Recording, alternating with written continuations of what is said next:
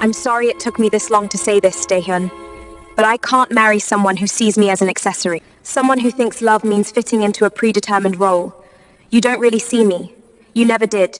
That's not true. I love you, Josephine. Maybe you do, but you love the idea of me more than the reality. You love having someone who makes you feel like you're rebelling, like you're different from your parents. But when it comes down to it, you're exactly like them. You want me to fit into your world without ever considering what I want. We can fix this. We can talk about it, work it out. Don't do this here, not like this. I have to leave you to find myself again. I'm sorry, Daehyun. I really am someone who fits into your world naturally, without having to break themselves into pieces. But that person isn't me. The chandeliers above me sparkled like 1,000 diamonds, each crystal reflecting the faces of 500 guests who had gathered to witness what was supposed to be the wedding of the decade. My hands trembled as I held the bouquet of white peonies, their sweet scent suddenly making me nauseous.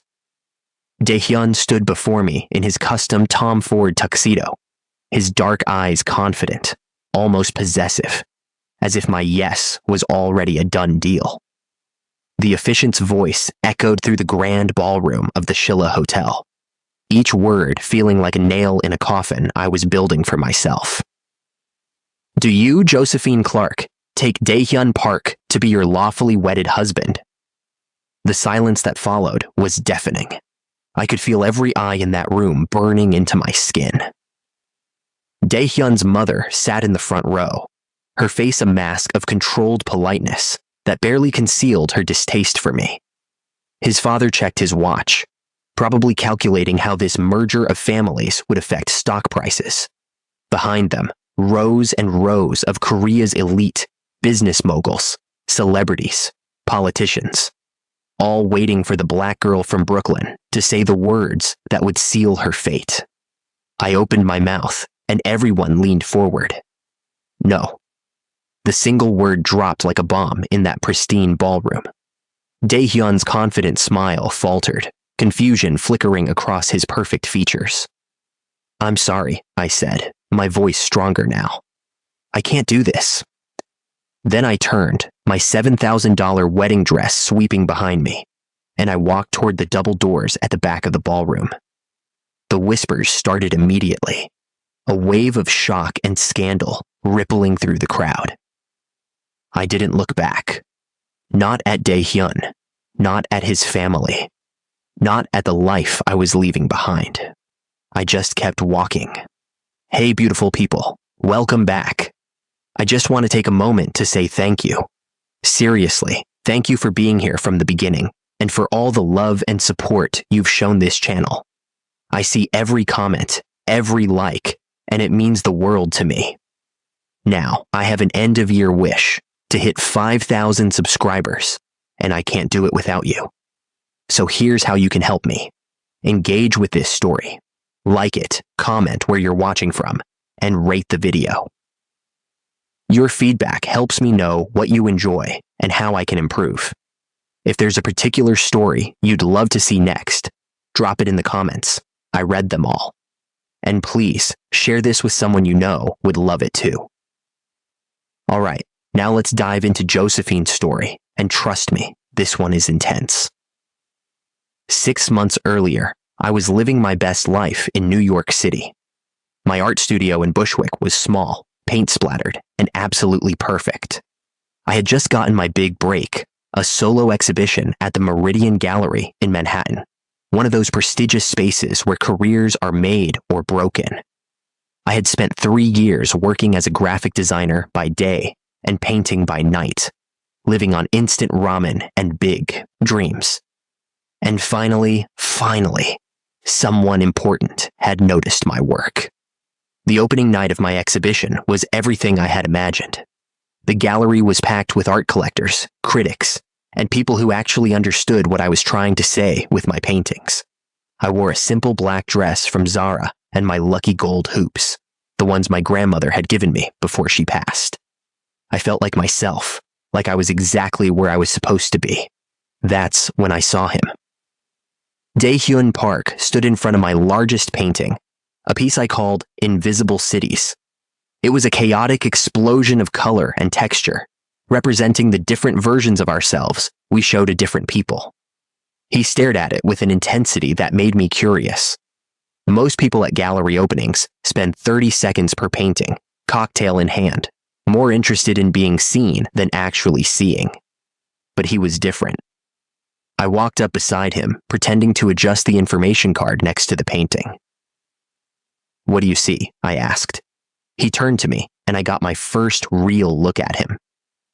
He was tall, lean, with sharp cheekbones, and eyes that seemed to actually look at me, not through me. His suit probably cost more than my rent, but he wore it casually, like it was just clothes. "Fragmentation," he said, his English perfect but accented, but also wholeness. Like you're saying we're broken into pieces by the world, but somehow we're still complete. I felt my heart skip. People rarely got my work.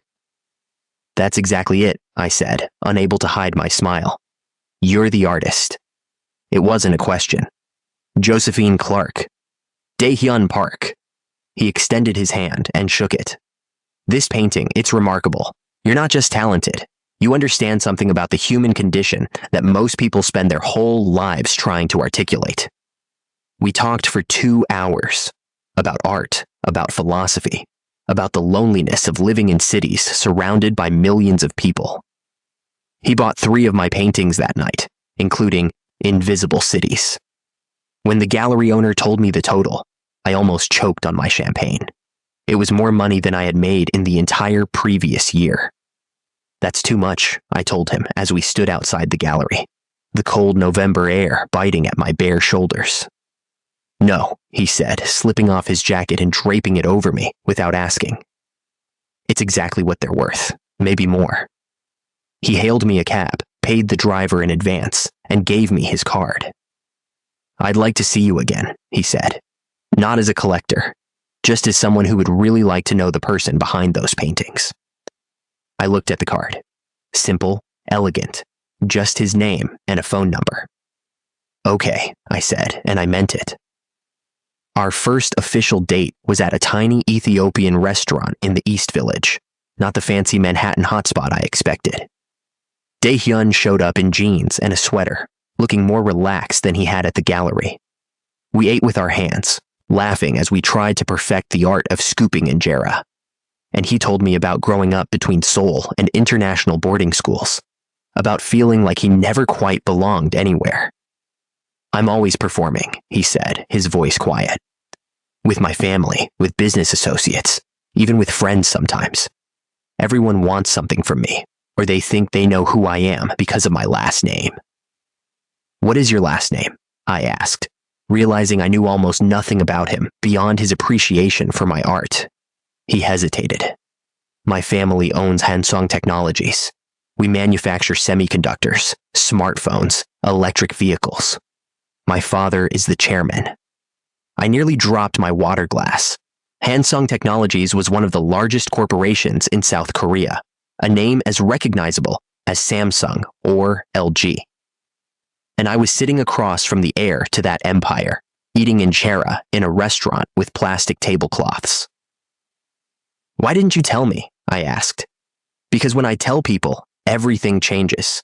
They either want something from me, or they're intimidated. I just wanted you to see me, Daehyun, not Daehyun Park, future chairman of Hansong." I understood that. I had spent my whole life being reduced to labels, assumptions people made about me before I even opened my mouth, so I decided to do for him what I wanted people to do for me. "Okay," I said.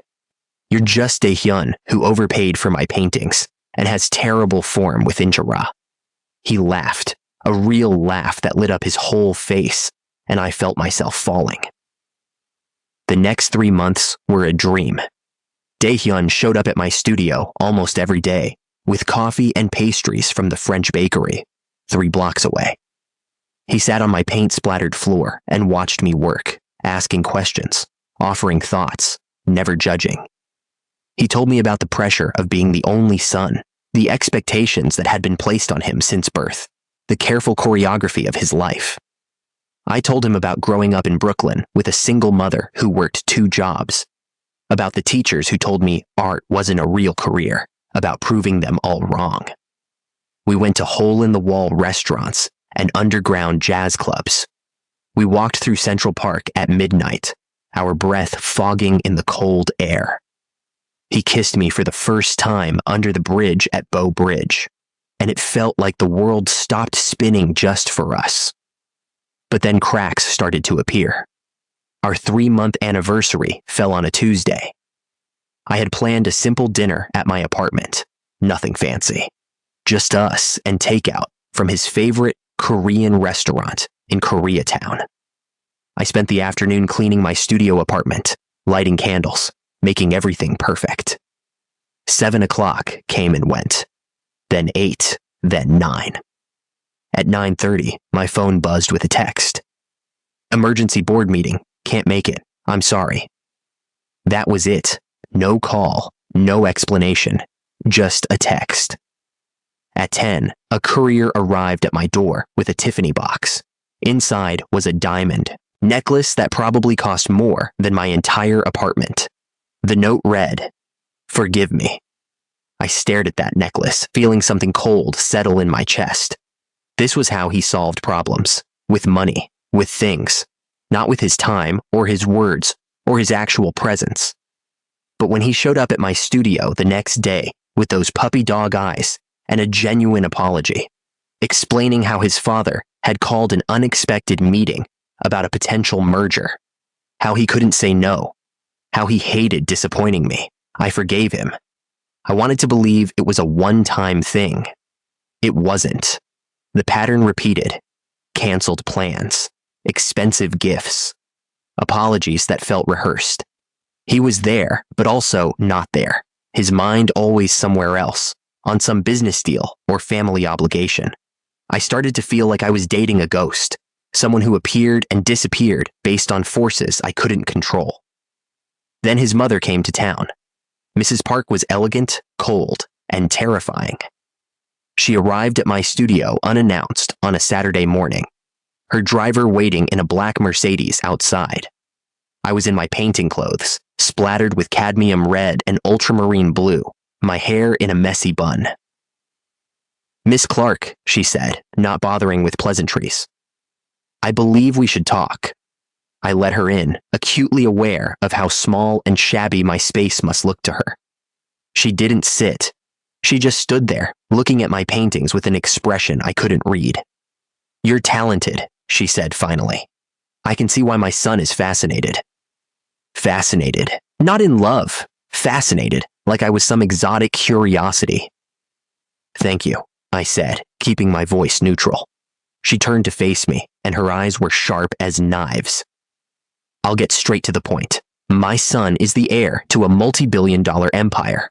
His marriage will be a strategic alliance that affects thousands of employees, shareholders, and business partners. You seem like a nice girl, but you must understand that this, whatever this is, cannot continue." My hands clenched into fists. "Dae-hyun is an adult. He makes his own choices." "Does he?" She smiled, but it didn't reach her eyes. "My son has been groomed since birth to take over Hanseong. Every decision he makes is scrutinized. Every person he associates with reflects on our family and our company. I'm not saying this to be cruel, Miss Clark. I'm being realistic." She reached into her Hermes bag and pulled out a check. She placed it on my work table, and I saw more zeros than I had ever seen in my life. "This is for your inconvenience," she said. "Take it. Continue your art career. Find someone more suitable. Everyone will be happier." I looked at that check, then at her, and I felt rage building in my chest. "Get out," I said quietly. "Excuse me?" I said, "Get out of my studio. Take your check and your assumptions and leave." She looked genuinely shocked, as if no one had ever spoken to her that way. "You're making a mistake," she said. "The only mistake I'm making is not throwing you out myself. Leave." She left, but her words stayed with me like poison. Strategic alliance reflects on our family, more suitable. When Dae-hyun showed up that evening, I told him about his mother's visit. I expected outrage, defense, some sign that he would stand up for us. Instead, he sighed. My mother means well, he said. She's just protective. Protective? She tried to pay me to leave you. I know, and that's not okay. But you have to understand the pressure she's under. The pressure we're all under. Hansung isn't just a company. It's a legacy. A responsibility to thousands of people. And what am I? I asked. What are we?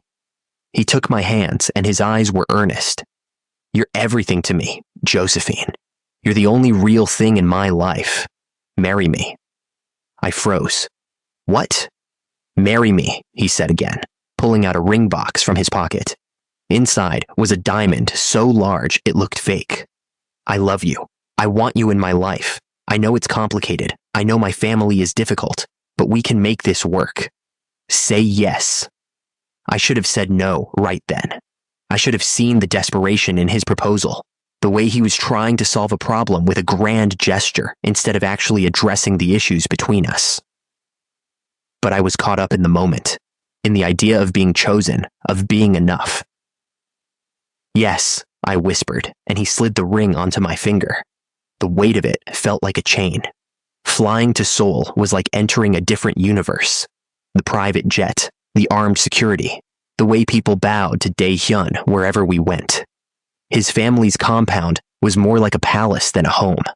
All marble and gold, and spaces so large you could feel lonely just walking through them. The first family dinner was a nightmare. Dae-hyun's father barely acknowledged me, speaking only in Korean to his son throughout the meal.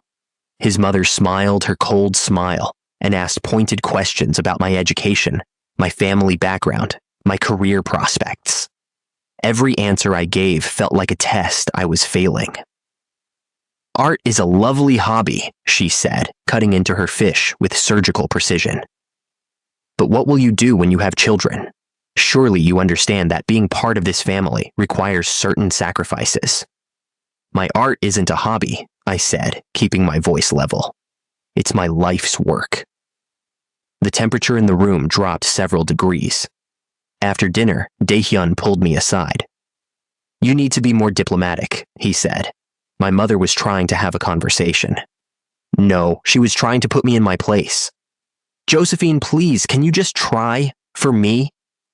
And because I loved him, or because I was trying to love him, or because I was already in too deep, I said I would try. The wedding planning began immediately, and I realized with growing horror that I had no say in any of it. The wedding planner, a severe woman named Mrs. Choi, presented me with decisions that had already been made. The dress, custom Vera Wang, already designed. The flowers, white peonies, and orchids, already ordered. The venue, the Shilla Hotel, already booked. Even the guest list was predetermined, 500 people, 95% of whom I had never met. What about my friends and family? I asked during one planning session. Mrs. Choi consulted her tablet. We have allocated 50 seats for your guests. 50 out of 500? It's generous given the circumstances, Mrs. Park interjected. She had joined us for the meeting, supervising everything like a general planning a military campaign. Most of our guests are business associates and family friends, essential relationships that must be maintained. I looked at Dae-hyun, who was checking his phone, not even paying attention. Dae-hyun, I said, my voice tight. Can we talk? Alone? He looked up, surprised. Sure, yeah, excuse us. We stepped out into the hallway, and I felt like I was about to explode.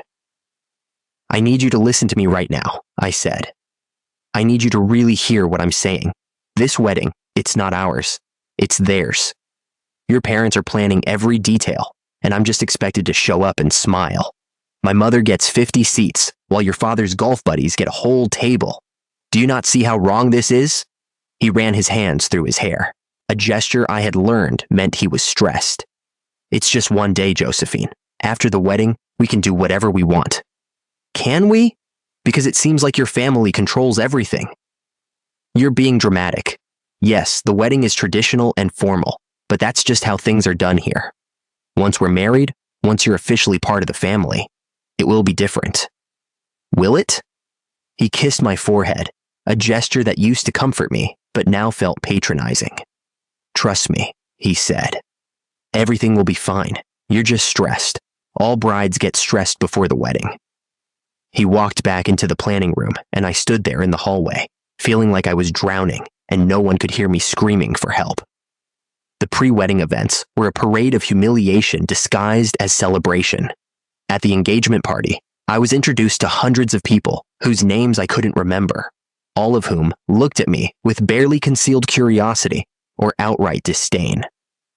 I heard the whispers, saw the stares, felt the weight of being the outsider, the American, the black girl who had somehow captured the heir's attention.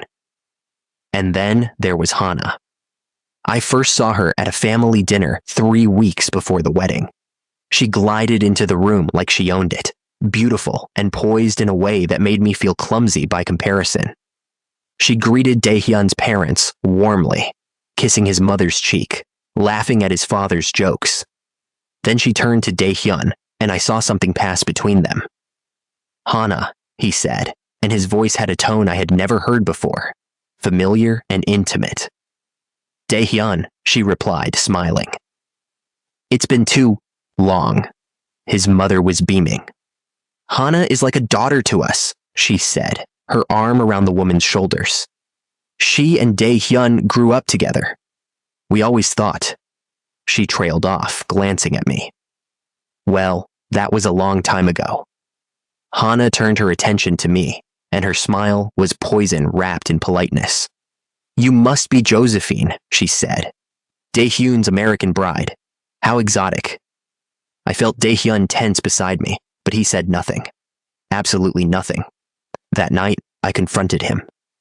"Who is she?" "An old family friend, that's all." "That's not all. I saw the way everyone looked at her, at you two together. I saw the way your mother lit up when she walked in." He sighed, that same tired sigh that I was starting to hate. "Fine, we dated, years ago. It was expected, arranged by our families. But it didn't work out. We're just friends now. Does she know that?" "Josephine, you're being paranoid." "Don't do that. Don't gaslight me and call it paranoia." "I'm not stupid, Daehyun. I see what's happening here. What's happening is you're letting your insecurities ruin what should be a happy time. Hannah is part of my family's social circle. She'll be at the wedding. You need to accept that and move on." I stared at him, this man I had agreed to marry, and I barely recognized him. The guy who sat on my studio floor and really listened to me, the guy who understood my art, who made me feel seen. Where was he? This person standing before me, dismissive and impatient. Who was this? "I need some air," I said, and I walked out before he could respond.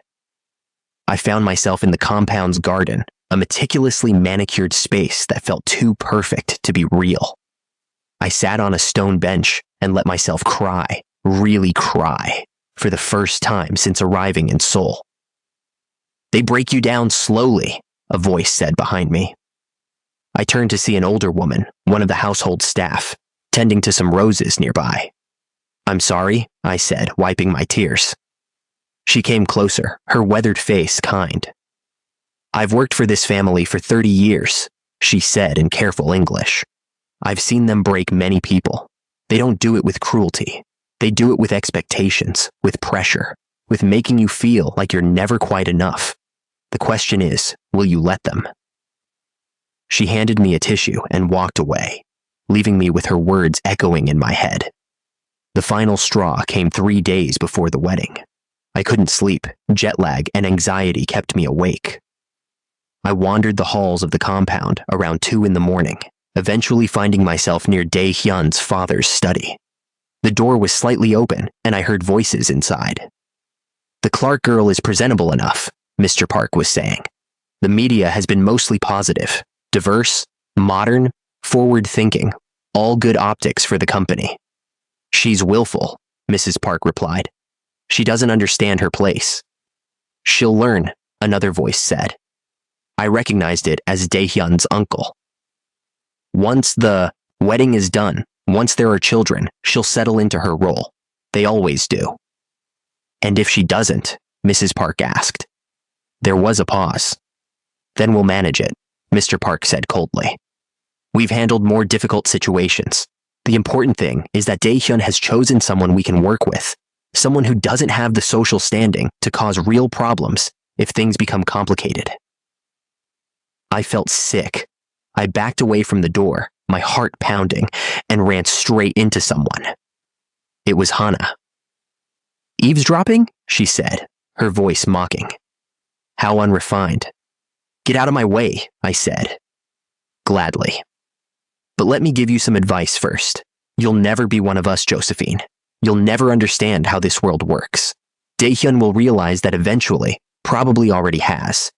You're a novelty, an experiment, a way for him to rebel against his parents before he inevitably comes back to what makes sense. And you think that's you? She smiled. I know it is. I speak his language. I understand his world. I don't make scenes or cry or demand things I have no right to demand. When this falls apart, and it will, I'll be here. I've always been here. She walked past me, leaving me standing in that hallway. Everything suddenly crystal clear. I went back to my room and called my best friend Kendra. It was afternoon in New York. Joe, she answered on the first ring. Girl, I've been worried sick. You haven't called in weeks. I can't do this, I whispered. Kendra, I can't marry him. Then don't. It's not that simple. The wedding is in 3 days. Everyone's coming. The media, the business associates, everyone. So, let them come. Let them see you walk away from something that's killing you. Joe, do you hear yourself when we talk? You sound like a ghost. This isn't you. The Josephine I know would never let anyone make her feel small.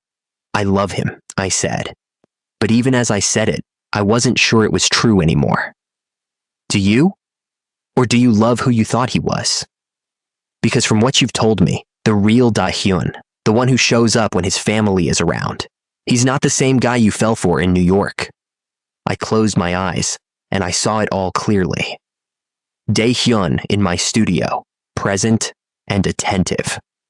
Dae-hyun in Seoul, distant and dismissive. 2 different people. And I had fallen in love with a version of him that maybe never really existed. What do I do? I asked. You already know, Kendra said gently. You've known for a while. You're just scared to do it. We talked for 2 more hours, and by the time we hung up, I knew what I had to do. But knowing and doing are 2 different things. The next 2 days passed in a blur. I went through the motions of final dress fittings, rehearsal dinners, and photo sessions. I smiled when I was supposed to smile, nodded when I was supposed to agree. And the whole time, I felt like I was watching myself from outside my body, seeing a woman being dressed up like a doll for someone else's vision of perfection. Dae-hyun and I barely spoke. He was busy with last-minute business meetings, family obligations, all the things that would always come before me. When we were together, usually for photo opportunities or formal events, we played our parts, the happy couple, the modern love story, the merger of cultures. It was all a lie. The night before the wedding, his mother came to my room. I thought she was there to gloat, to remind me of my place one final time. Instead, she surprised me. I was like you once, she said, standing by the window, looking out at the Seoul skyline. Young, full of dreams, convinced that love was enough. I married into this family from a good but not wealthy background. I thought I could change things, make them see me as more than just a strategic alliance. She turned to look at me. But I learned that some battles aren't worth fighting. I learned to find happiness in other ways. In my children, in my charity work, in the respect I've earned over decades. You could have that too, Josephine. It's not the romance novel's promise, but it's real. It's stable. Is that supposed to make me feel better? I asked. It's supposed to help you understand reality. Fairy tales don't exist. My son cares for you, in his way. He'll provide for you, protect you, give you a good life. Isn't that enough? I looked at her, really looked at her, and I saw a woman who had buried herself alive. A woman who had given up every dream, every piece of herself, for stability and respect. And she wanted me to do the same. No, I said quietly. It's not enough. and I'm sorry that you think it should be." She stared at me for a long moment, then nodded once. "Then you're braver than I was," she said, and left. I didn't sleep that night. I sat by the window, watching the city lights, thinking about choices and consequences. I thought about my grandmother, who used to tell me that courage isn't the absence of fear. It's doing the right thing even when you're terrified. I thought about my art, about the message in invisible cities, about fragmentation and wholeness. I thought about who I was and who I was about to become. And I made my decision. The wedding morning was chaos. Makeup artists, hairdressers, photographers, everyone moving around me like I was the centerpiece of some elaborate performance. The dress was stunning, I had to admit. Vera Wang had outdone herself. But when I looked at myself in the mirror, I didn't see a bride. I saw a prisoner in a beautiful cage. My mother arrived as they were doing the final adjustments. She had flown in from New York the day before, and this was the first time we had been alone since I arrived in Seoul. "Baby," she said, and the concern in her voice almost broke me. "Are you okay?" "No," I said honestly. "Mom, I'm not okay." She sent everyone out of the room with a firm, "Give us a minute." When we were alone, she took my hands. "Talk to me." And I did. I told her everything. The canceled dates, the dismissive comments, the way I felt invisible unless I was being paraded for photos. The conversation I overheard, Hana's threats, the suffocating expectations. All of it. My mother listened, her face growing more troubled with each word. "Why didn't you call me?" she asked. "Because I kept thinking it would get better. I kept thinking I was overreacting. I didn't want to admit I was making a mistake. And now I know I can't go through with this. But Mom, there are 500 people out there. The media, his family. How do I walk away from all of that?" My mother cupped my face in her hands. "Baby girl, I raised you to be brave. I raised you to know your worth. I didn't work 2 jobs and sacrifice everything so you could marry a man who makes you feel small. I don't care about those 500 people. I care about you. So you do what you need to do, and I'll be right there beside you." I hugged her, and for the first time in months, I felt like I could breathe. Which brings us back to that altar, to that moment of truth. The wedding coordinator had just finished guiding me down that endless aisle. The string quartet played Pachelbel's canon. The flowers were perfect. The lighting was perfect. Everything was perfect, except the one thing that mattered. I looked at Daehyun, and I saw it all. I saw the future stretching ahead of us. Decades of me shrinking myself to fit his world. I saw myself giving up my art, my voice, my identity.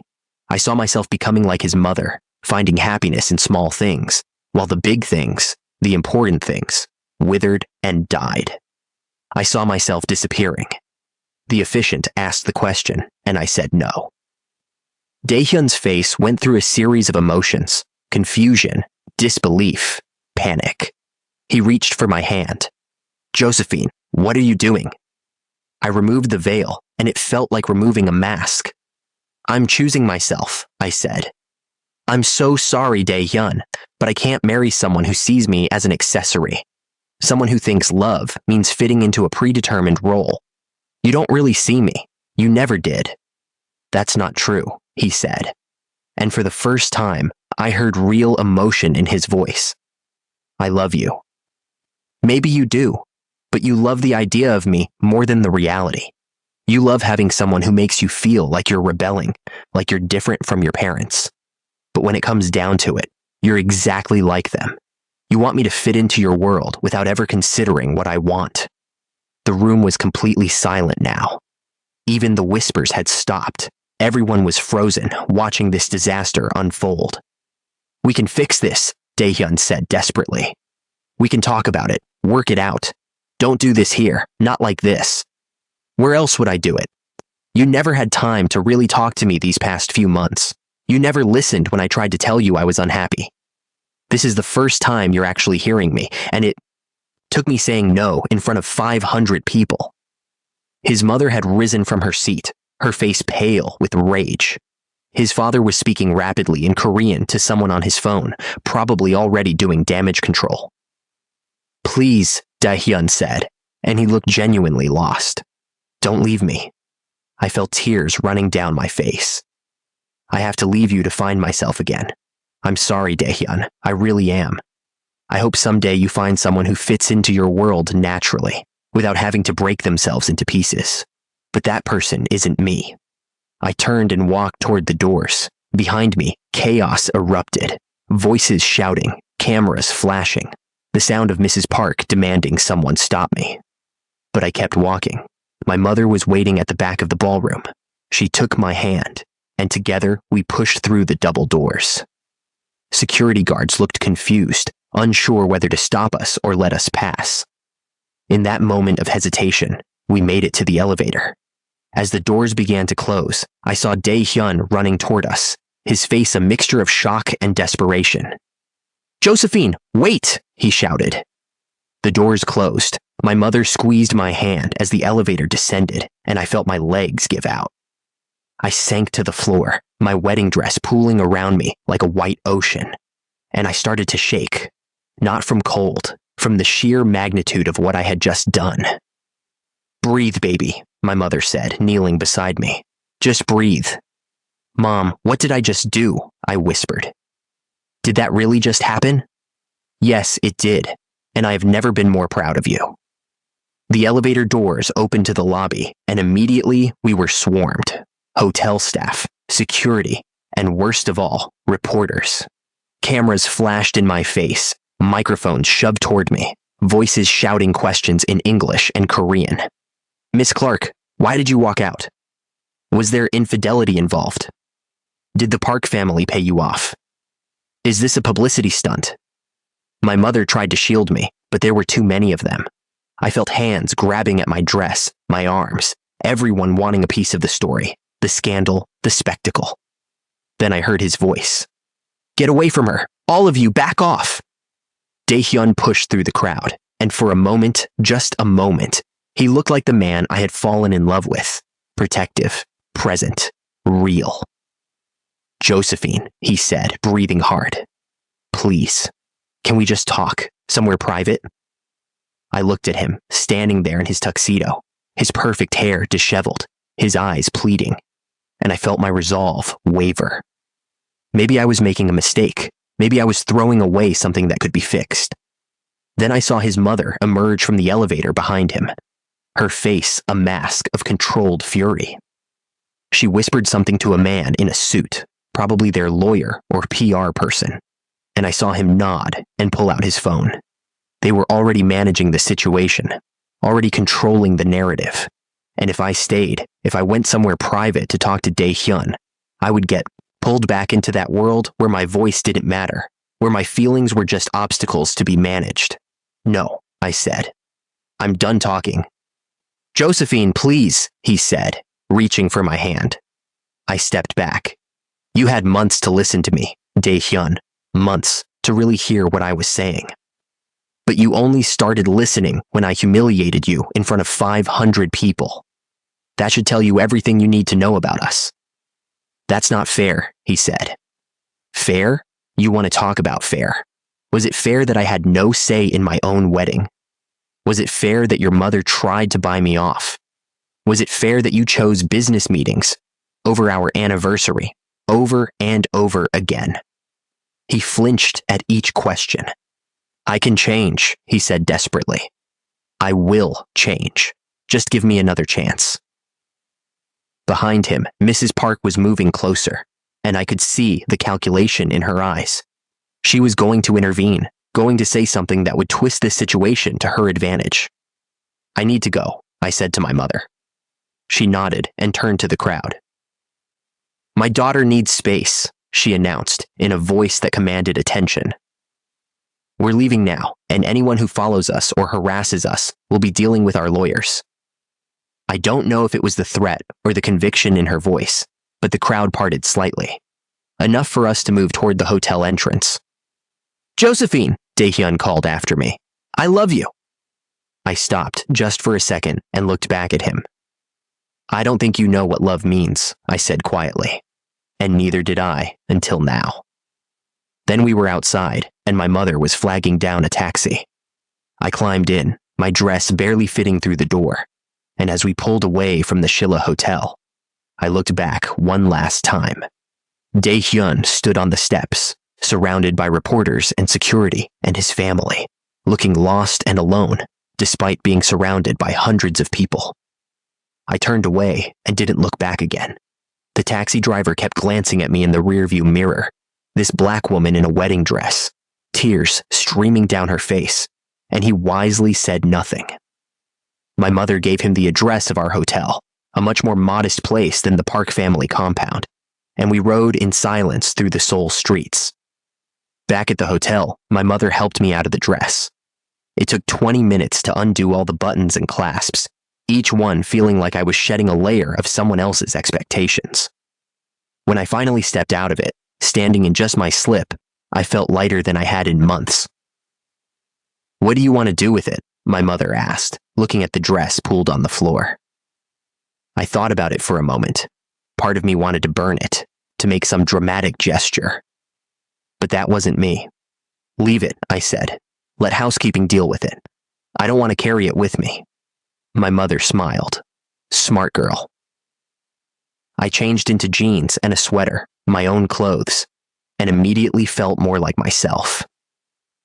I pulled my hair out of the elaborate updo, finger combing the pins and extensions until my natural curls were free. "We need to get you out of Korea," my mother said, already on her phone, "before the Parks try something." "Try something? Like what?" She gave me a look. "Baby, you just embarrassed one of the most powerful families in South Korea. They're not going to just let you walk away without trying to control the story. We need to leave, now."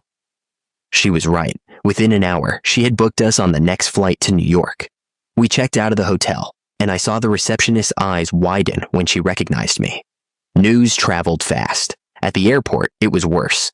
Reporters had somehow found out we were leaving and were camped out at the terminal. Camera crews, journalists, all of them shouting questions as we tried to make our way to check in. "Miss Clark, do you have any statement? Are you worried about legal action from the Park family? Was there another man involved?" I kept my head down, my mother's arm around my shoulders, and we pushed through. But then someone grabbed my arm, hard enough to hurt. "You made a fool of that family," a woman hissed at me in English. She was Korean, middle-aged, well-dressed. "You think you can just embarrass them and walk away? You're nobody. You're nothing." Security pulled her away, but her words stayed with me. On the plane, I finally let myself break down completely. My mother held me while I sobbed, all the fear and relief and grief pouring out of me. Other passengers stared, but I didn't care.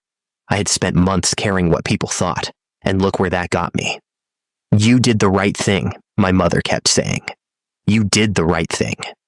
But as the plane took off, leaving Seoul behind, I wasn't so sure. I had walked away from security, from wealth, from a life that millions of people would kill for. And for what? To go back to my tiny studio in Brooklyn, to struggle with rent and wonder if I had thrown away my one chance at something big. I pulled out my phone, which had been off since the wedding. Turning it on was a mistake. Hundreds of messages, texts, missed calls, voicemails, all flooding in at once. From friends, from acquaintances, from numbers I didn't recognize. Social media notifications exploding. My name was trending on Twitter. There were think pieces already being written about me, about us, about what it all meant. I opened Instagram and immediately regretted it. Someone had posted video from the wedding, the moment I said no, and it had millions of views. The comments were a mix of support and vitriol. Queen behavior, she knew her worth. Gold digger wanted more money. This is so disrespectful to Korean culture. She's brave for walking away from a man who didn't value her. Attention-seeking at its finest. He's better off without her. I closed the app, feeling sick. "Don't read that garbage," my mother said, noticing my face. "People who don't know you don't know him, don't know anything about your relationship. They don't get an opinion. But it was too late. The words had already burrowed into my brain, feeding every insecurity and doubt. I tried to sleep, but couldn't. Every time I closed my eyes, I saw Daehyun's face at the altar, the confusion and hurt. I saw his mother's rage. I saw the wedding dress on the floor. I saw my future dissolving like sugar in water. Somewhere over the Pacific Ocean, my phone buzzed with a new message. It was from a number I didn't recognize, but the message made my blood run cold. You will regret this. The Park family does not forget. I showed it to my mother, and her face hardened. We're going to the police as soon as we land, she said. That's a threat. Maybe it's just some random person, I said, but I didn't believe it. Maybe. Or maybe it's exactly what it looks like. I deleted the message but couldn't shake the fear it planted. What had I gotten myself into? What kind of enemies had I made? The rest of the flight was a blur of anxiety and exhaustion. When we finally landed at JFK, it was early morning, and I had never been so happy to see New York. Dirty, crowded, chaotic New York. Home. But even here, there were reporters. Someone had leaked our flight information, and there was a small crowd waiting at arrivals. Not as many as in Seoul, but enough to make me feel hunted. We made it to a taxi, and I gave the driver my address in Bushwick. As we drove through Queens into Brooklyn, watching the sun rise over the city, I felt the weight of everything settling on my shoulders. I had burned my bridges. I had made enemies of one of the most powerful families in Asia. I had become an international spectacle. And for what? The taxi pulled up to my building, a 5-story walk-up with a bodega on the corner. It looked smaller and shabbier than I remembered. This was what I had chosen over penthouse suites and private jets and unlimited wealth. You can stay with me, my mother offered as we climbed the stairs. You don't have to be alone. I need to be alone, I said. I need to figure out who I am when I'm just me. My apartment was exactly as I had left it 3 weeks ago. Small, cluttered with art supplies. The bed, unmade. It smelled like turpentine and coffee. It was mine. My mother helped me settle in, made sure I had food in the fridge, made me promise to call her every day. When she finally left, I stood in the middle of my studio apartment and looked around. This was my life now, this tiny space, this freedom, this uncertainty. I walked to my easel, where an unfinished painting sat waiting. I had started it before leaving for Seoul, a piece about identity and belonging. I picked up a brush, dipped it in cadmium red, and without thinking, I made a single bold stroke across the canvas. Then another, and another. I painted until my hands cramped and my eyes burned. I painted the wedding, the walkout, the fear, and the freedom. I painted Daehyun's face and my mother's strength. I painted the death of who I thought I would be and the birth of someone new. When I finally stopped, hours later, the canvas was a chaotic explosion of color and emotion. It was raw and ugly and beautiful, and it was the most honest thing I had ever created. I stepped back, looking at it, and for the first time since saying no at that altar, I felt something other than fear. I felt possibility. My phone buzzed, another message from an unknown number. I almost didn't open it, expecting another threat, but curiosity won. I saw what you did. I'm a gallery owner in Manhattan. Your story is everywhere, and I looked up your previous work. We need to talk. This is the art world's attention on you right now. What you do next matters. Call me. There was a number and a name.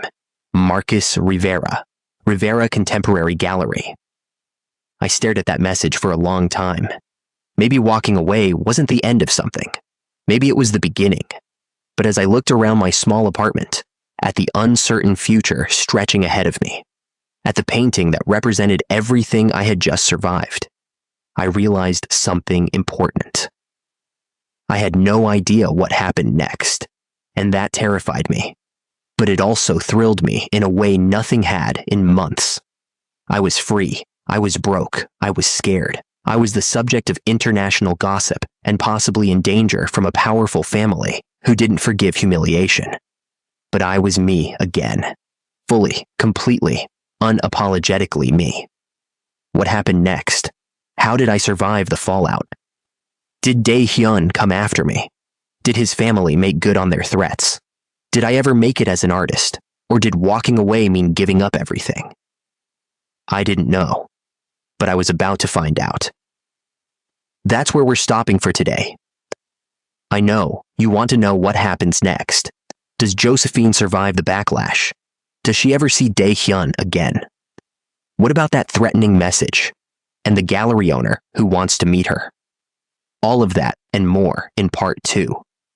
If you want to find out what happens, you need to subscribe right now and turn on notifications so you don't miss it.